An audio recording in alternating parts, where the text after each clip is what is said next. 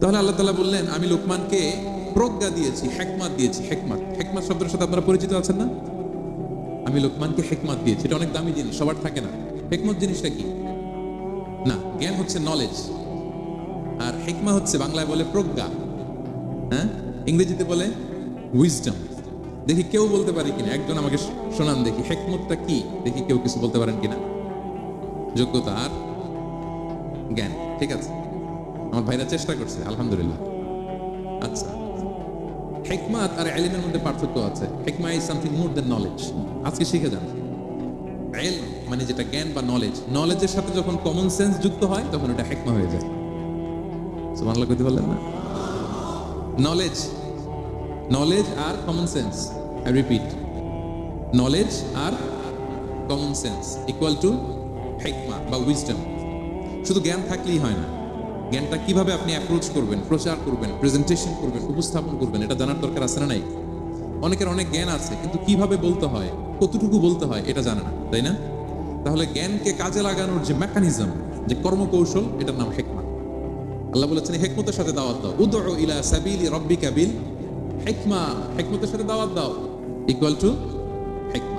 জ্ঞান আর common sense একসাথে যদি হয় এটা উইজডম বা প্রজ্ঞা হিসেবে রিফ্লেক্ট করে। বুঝতে পারছেন? আল্লাহ বললেন আমি লোকমানকে প্রজ্ঞা দিয়েছি, হ্যাঁ, ওমাই ইউতাল হিকমাতা ফাকাদ উতিয়া খায়রান কাসীরা, আর যাকে আমি প্রজ্ঞা দিয়েছি তাকে আমি অনেক কিছু দিয়েছি। সুবহানাল্লাহ বলেন। আল্লাহ তাআলা যেন আমাদেরকে প্রজ্ঞা দিয়ে ধন্য করে, আমরাও যেন হিকমতের অধিকারী হতে পারি। আল্লাহ তুমি তৌফিক দান করো। তাই জন্য আল্লাহ বললেন ওয়ালাকাদ আতাইনা লুকমানাল হিকমাতা আনিশকুর লিল্লাহ ওয়া মান ইয়াশকুর ফাইন্নামা ইয়াশকুরু লিনাফসি। আমি লোকমানকে হিকমা দিয়েছি মানে প্রজ্ঞা দিয়েছি, আর বলেছি আমি আল্লাহর শুকরিয়া করো। যে শুকরিয়া করে সে তার নিজের জন্যই করে, যে কুফরি করে অকৃতজ্ঞ হয়। জেনে রেখো আমি আল্লাহ গানিয়ুন হামিদ, আমি গানি, অমুখাপেক্ষী, হামিদ, সপ্রশংসিত। আল্লাহ লোকমানকে বললেন আনিশকুর লিল্লাহ, আল্লাহর জন্য শুকরিয়া করো। শুকরিয়া যে করে সে তার নিজের জন্যই করে, এখানে আল্লাহর কিছু হয় না। নাকি আমরা শুকরিয়া করলে আল্লাহর ক্ষমতা 1 ইঞ্চি বেড়ে যায়? আমরা গোটা বিশ্বের সবাই সিজদায় পড়ে থাকলে আল্লাহর ক্ষমতা একটু বেড়ে যাবে না? পারবে? আর আমরা সবাই যদি সবচাইতে পাপী হয়ে যাই আল্লাহর ক্ষমতা কমে যাবে না? কমবে। তাহলে লাভ লস আল্লাহর কিছু নাই, লাভ লস সব কাদের? আওয়াজ করে সবাই বলুন, লাভ লস কাদের? শুকরিয়া করলে আমাদের লাভ। লা ইন শাকারতুম লা আযীদান্নাকুম ওয়া লা ইন কাফারতুম ইন্না আযাবি লাশাদীদ।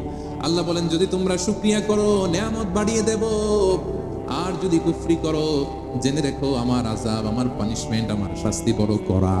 আমি আল্লাহ সব সময় ধরি না, ধরলে ছাড়ি না, ঠিক কি না? ধরে ধরে ধরে না, ধরলে আল্লাহ ছাড়ে না।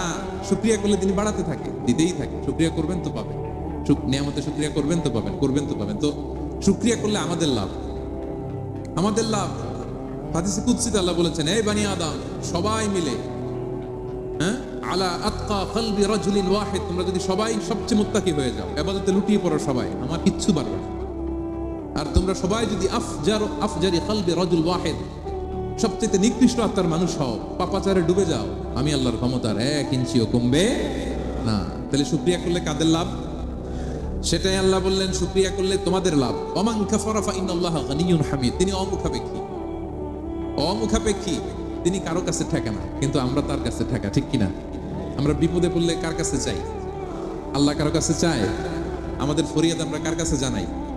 আল্লাহর কি কারো কাছে ফরিয়াদ জানানো লাগে? তিনি গানিয়ুন হামিদ, অমুখাপেক্ষী, কারো প্রতি তিনি মুখাপেক্ষী নয়। গোটা বিশ্ব তার কাছে প্রার্থনা করে, গোটা বিশ্ব মুখ থুবড়ে তার কাছে পড়ে থাকে, গোটা বিশ্ব লুটিয়ে পড়ে সিজদায় পড়ে তার কাছে রোনাজুরি করে, কিন্তু তিনি কারো কাছে কিছু যেতে হয় না, তিনি গানিয়ুন হামিদ। এরপর আল্লাহ তাআলা সেদিন লোকমান আলাইহিস সালাম সন্তানকে কি উপদেশ দিলেন এরপরের আয়াত থেকে শুরু করলেন।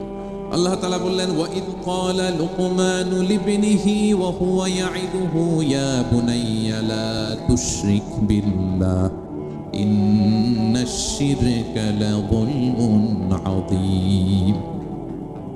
আল্লাহ বললেন স্মরণ করুন সে সময়ের কথা যখন লোকমান তার সন্তানকে বলেছিল, কি অবস্থায়? ওয়া হুয়া ইয়াইদুহু, ওয়াজ করতেছিল, ছেলেকে নসিহত করতেছিল, কাউন্সেলিং করতেছিল।